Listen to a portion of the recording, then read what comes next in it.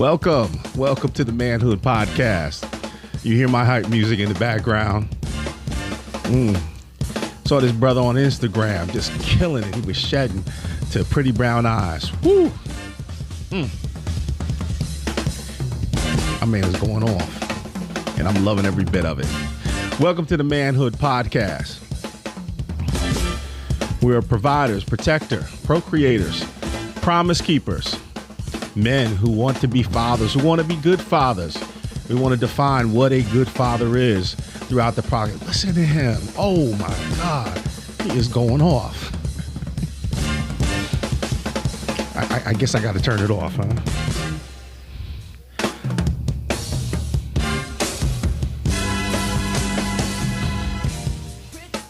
All right, there we go. We're going to stop him right there. Welcome once again to the Manhood Podcast. I'm Bob Mann, your host. I hope you've been enjoying all the other episodes that we've posted. We had some great interviews, some great one-on-one, just me and you talking about what a good father is. In my byline, it says provider, protector, procreator, promise keeper. Today, I want to talk about being a procreator. Definition of procreate means to reproduce, to have children, getting it in, baby making is what it means to procreate. Imagine if we did not procreate, if we did not create children, what would happen to the population of the earth? Over time, it would just disappear. There would not be any more men or women. And there are certain pockets, certain populations that are shrinking because they're not having as many kids. And there are other populations that are growing. And if you're into politics and everything, a whole lot of people are throwing a whole lot of things around about, which groups are growing, which groups are shrinking, and who's taking over, who's getting power, who's not getting power. I don't want to get into politics here at all. So we're just going to leave that alone. But you can imagine in your mind, if you believe the Adam and Eve story, which I do, if they did not procreate, you wouldn't be here. I wouldn't be here. None of us would be here because they had to reproduce in order to populate the earth. So parenthood, fatherhood, motherhood, because it takes a mother and a father to procreate, to reproduce, to get it in, to have sex, to have those babies. It takes a mother and a father. Listen, if all I was going to talk about was the physiology of it, the biology of it, we could have stopped at the end of the hype song. Procreating is more than just creating a child. When that child is created, that child is a blank sheet of paper. Doesn't know what it likes, what it doesn't like. Doesn't know if it likes cold weather or hot weather. Doesn't know if it enjoys sports or reading books. Doesn't know what kind of food it even likes.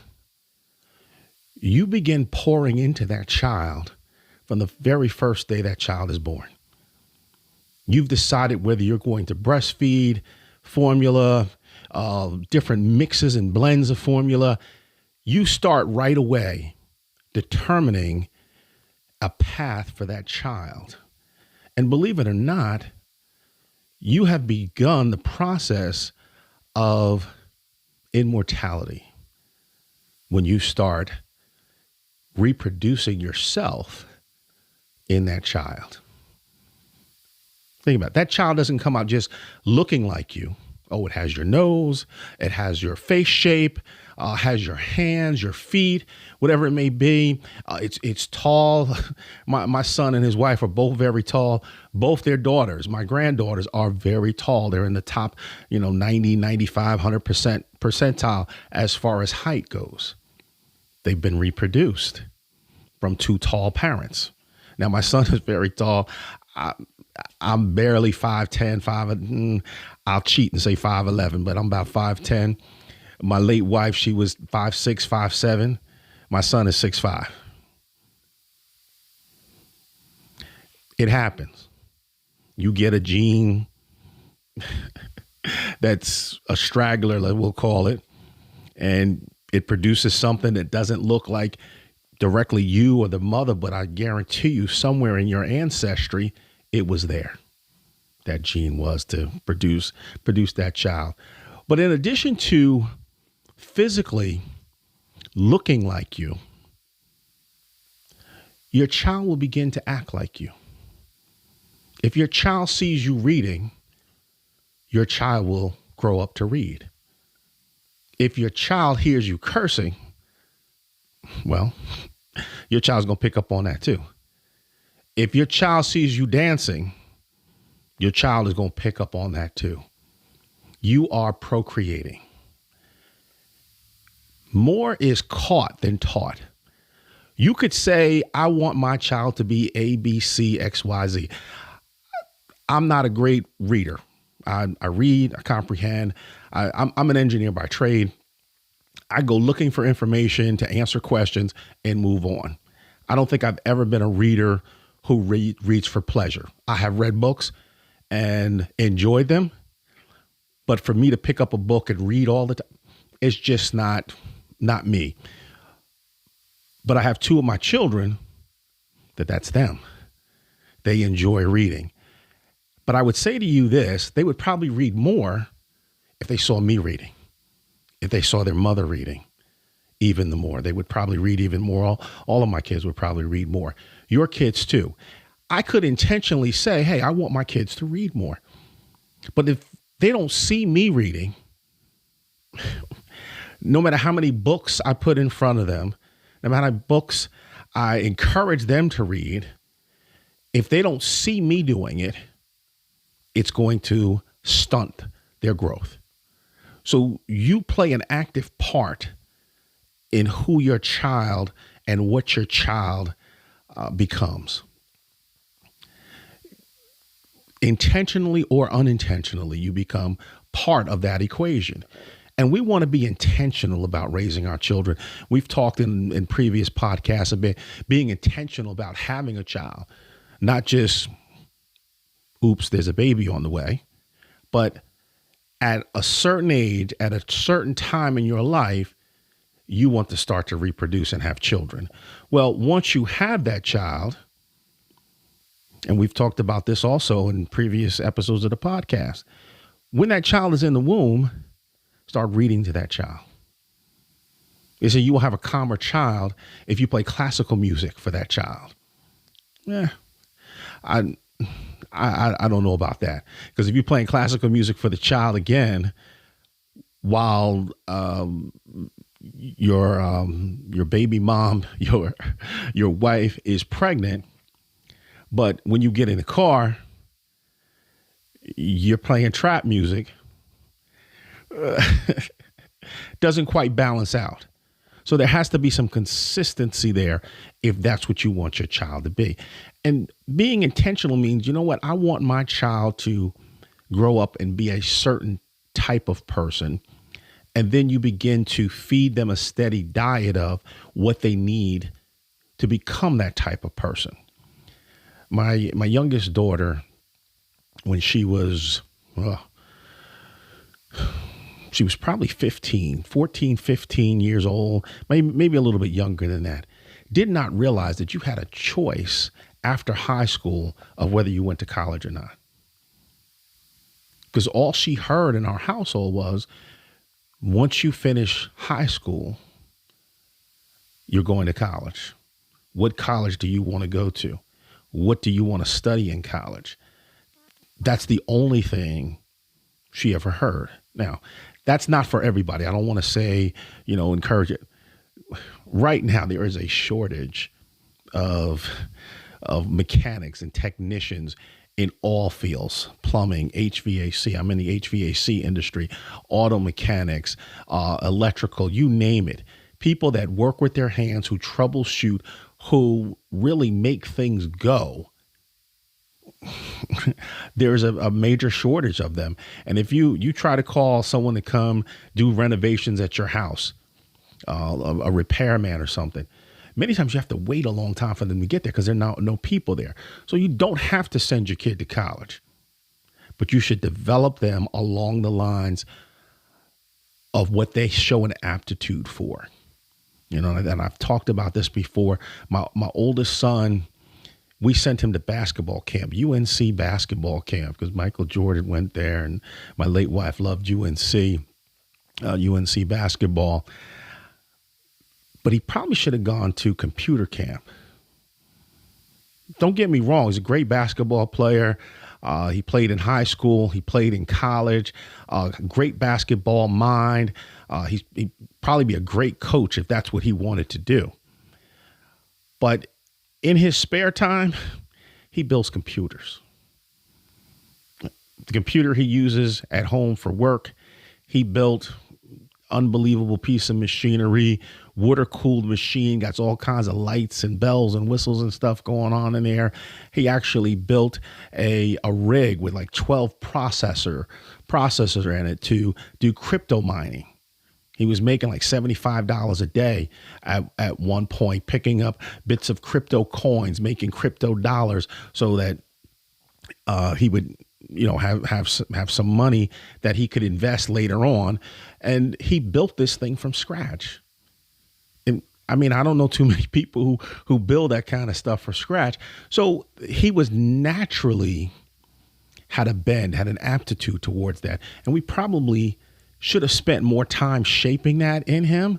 Thank God he continued with it. It's in him, and he brought it out of himself. But we as parents could have done a better job of just developing that skill within him. We spent a lot of time, a lot of money on basketball. And I told both my boys when they were playing basketball, I said, listen, you better get a scholarship because I'm spending your college money now. We traveled all over the country for them playing basketball from the time they were 8 and 10 years old to the time they graduated from high school. Just every weekend going somewhere for them to play basketball. And thank God they both got money to play basketball in college. But again, I could have done something a little bit different with them as far as, especially the oldest one, his aptitude was always towards computers. So when we talk about procreating, it's also important who you procreate with. That you all love, admire, respect each other. For one, if you have a child together, you're all going to be together for the rest of your lives.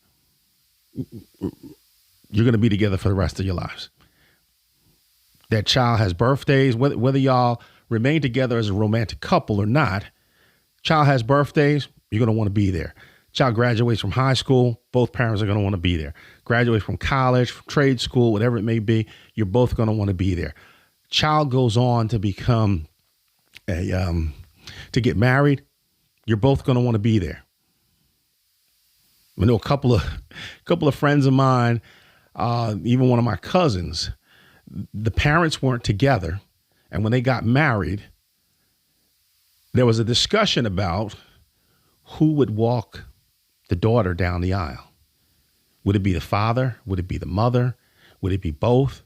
And I think we've all seen those situations. So it's important to get that thing right with who you procreate with. Now, if you don't really like that person, guess what? Your child is going to have many of the same traits as that person that you don't like. It's going to make it hard to love your child. So it's important who you probably one of the most important decisions you make. If it's not getting married to that person, is who you decide to have a child with. You all should be on the same page. Do you want your child to grow up with a religious background? Do you want them to go to church? Do you want them to go to Catholic church? Are you Jewish? You want them to go to the synagogue? Are you Muslim? You want them to go to the mosque? I don't know. If you and the person that you procreate with are not on the same page with those things, it's going to be a tumultuous lifetime. And you know who's going to take the brunt of that? the child. They're going to get ripped back and forth and back. Or you just drop those things completely. And they grow up without any of those things because you can't agree on what or how you should raise your child, what religion they should have, what time they should go to bed. Should they do their homework as soon as they get home from school, or should they do it before they go to bed? What time do they get up in the morning? What clothes do they wear? How do you want their hair to be done? These are all things that if you all are not on the same page, you can't reproduce it in your child. Think about that. You're trying to together build something that's going to continue on. And it's kind of like putting together a puzzle and the pieces don't fit together. Because when that child is born, it's a blank slate. The child is a blank slate. The day that child comes into the earth and gets smacked on its behind, you all, hopefully together, start molding, shaping, and writing in that tablet. And the first thing you do is give them a name. Give her a name. Do you agree on the name? Many times I'm a junior. My father is Robert Bruce Mann Sr. I'm Robert Bruce Mann Jr. My oldest son has the middle name of Robert. So he carries that legacy on. And my former father-in-law, his name was Robert. So my oldest son gets it from both sides. Now my oldest granddaughter has my late wife's first name as her middle name. My two daughters carry the middle names of their grandmothers. Again, propagating and procreating. We're propagating the name so that it continues to live on, that someone will ask, well, why is her middle name that? Because her grandmother's name was that.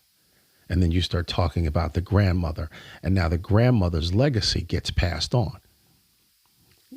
He's a junior. Who was his father? The legacy gets passed on. When you start pouring into your child, the legacy, good and bad, gets passed on. Papa was a Rolling Stone. Does that child have to become a Rolling Stone? No. But if you start teaching him your behaviors, he starts seeing your behaviors all the time, that's what he's going to become, because that's what he sees. That's what has been affirmed in his life. And we've talked about affirmations from a dad and what they mean. And children will bend and they'll go in the direction that you affirm them to go in. And we don't want to affirm them going in every different direction, even if it's especially if it's a bad direction. We don't want them to grow up and, become a drug dealer because their father was a drug dealer, or, something worse. A murderer, killer, or something like that. Their father spent all of his time in prison. All of a sudden they get old enough and now they're in and out of prison until one day they're in there forever. We want to be careful in this whole procreating thing. We want to be intentional about it. So going back, from the very beginning, before you become a father, you should be a man. You should know who you are, what you want to do, what you want to be. And listen, it changes over time. I'm approaching 6 decades now. Am I the same person I was in my 20s? No. In my 30s? No. In my 40s? No. I have changed, I have evolved, and you should change and evolve. But by the time I was in my mid 20s, my core beliefs, my core values were already set. And I started having children around that time. And none of my core values, I'm a man of faith, I believe in God, hasn't changed. I don't curse, hasn't changed. I've always been a teacher, an instructor in some way, shape, or form. Even on my job, that's part of what I do, a big part of what I do. That's been part of me since I was in my mid-20s. My children are the same. They're instructors. We won't talk about the cursing at this point, but they're working on it, okay? But they are people of faith, different levels. They practice differently than I practice, but that's what was lived out in front of them. That's what they saw, so that's what they became. Now, had they seen me drinking heavily all the time, always drunk, getting drunk every night, that might be their legacy as well. So it's intentional. I chose things that were right for me, but I was more than happy to pass those things on to my children. I'm creative. I'm a musician. Their mother was very creative, interior decorating. She loved to paint. She loved just doing all kinds of very creative things. All four of my kids are very, very creative. My youngest, she has been just, unbelievable. She has, and I think I've mentioned this before, she has a clothing line. She does photography. She does graphic arts. All types of things. So they pick that up. And now my middle daughter, she's taken up interior decorating because she was on a job that did not use her creativity. Very well-paying job. I didn't want her to quit that job. I was like, you making too much money to be quitting that job. You stay there till you find something else. But she's young. And the job was pretty much keeping her in a straitjacket. And it was not using her gifts, her talents. She was not able to express herself. She's quit. She's moved on to doing interior decorating, which is a legacy from her mother. And she feels comfortable and affirmed in that. And even though I did not want her to do it, I stand with her. I stand behind her in doing that. And as a parent, that's one of the difficult things that we have to be able to do. Is to stand behind our children, affirm them, even when it's something we don't want to do. Now, she's 24 years old. It's different. If she was 4, that's a whole different story, okay? So at different stages of life, you will have different challenges in life in trying to develop that child. That the whole procreate, the physical piece of it, I think we all understand it, okay? Birds and the bees, we get it. It is the intangible pieces of it that you have to pay attention to and really look at yourself, examine yourself and say, okay, what do I want my child to be? What am I demonstrating in front of them that they're picking up? More's caught than taught. What are they catching from me that maybe I don't want them to catch? Listen, manhood, fatherhood, in this case, motherhood, is not easy. It is rewarding. It is fun.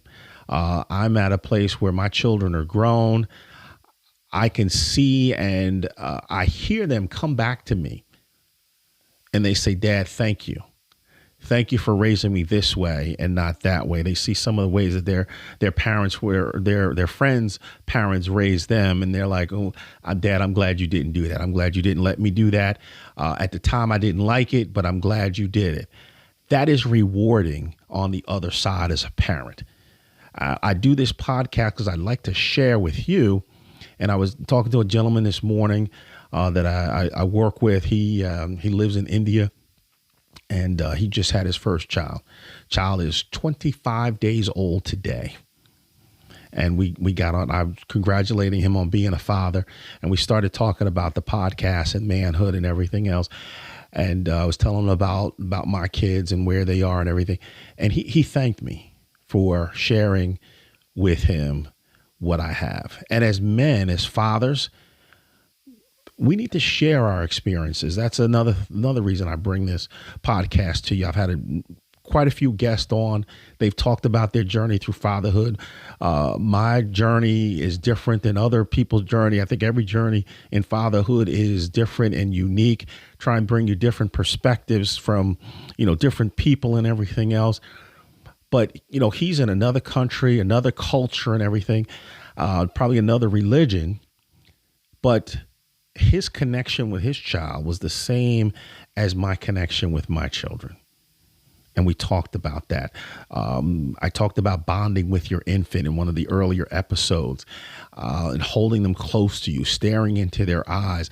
They really can't even see very well at that point, but it's important to do that. That's also part of procreating.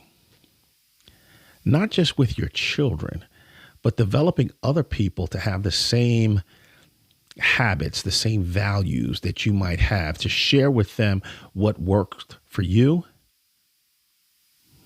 what didn't work for you, so that they can learn and be better parents. I look at my son. He's a better father than I am. He's unbelievable, great father. I've had people tell me, Bob, you're a good dad. You're a great dad. Matter of fact, my aunt was here over the weekend, and she was saying, well, Bob, you were an excellent dad. I'm like, no, but you got to see my son and what he's doing and how he's going about doing it.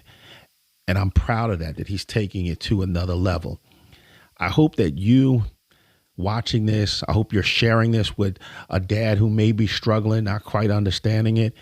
And that's my purpose. That's what I would like to see, is dads doing better than the generation before them, to be good parents, to be a good father, a good man, to raise children that they can really be proud of. Listen, thank you for listening. I hope you like and share. Follow me on YouTube, on Facebook, on Instagram. Post a lot of good content there on Instagram and the reels about other fathers and so forth. At any time, if you want to comment, please, hit me on any of the social media. Always glad to interact with people. Have a couple of good interviews coming up very soon. Young lady that I've known pretty much all of her life. She reached out to me and said that she grew up without her father. And listening to the podcast, she's learned some things about fatherhood and learned some things that have affected her in her life, not having her father. So I'm going to have her on, have her share with you firsthand how growing up without a father has affected her and in what ways. Listen, thank you for listening. God bless.